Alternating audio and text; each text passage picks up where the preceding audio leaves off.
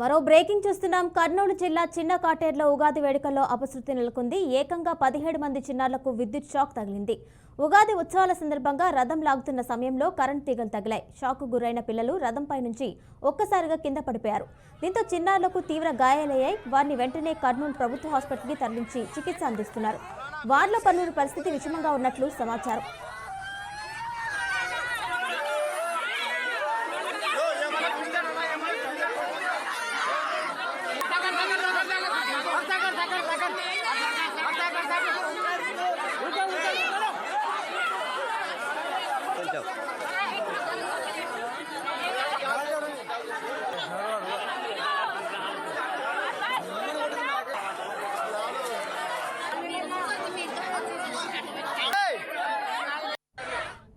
దీనిపై మరింత సమాచారం మా ప్రతినిధి బసవరాజ్ అందిస్తారు.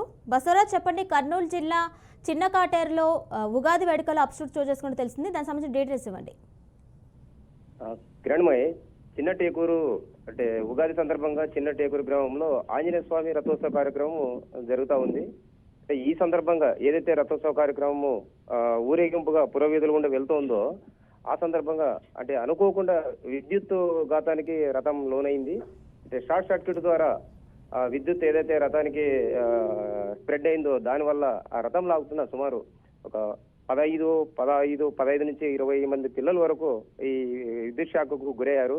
అంటే హుటాహుటిన ఈ సంఘటన జరగడంతో వెంటనే హుటాహుటిన అంటే స్థానికులు వాళ్ళంతా కర్నూలు ప్రభుత్వ ఆసుపత్రికి తరలించారు.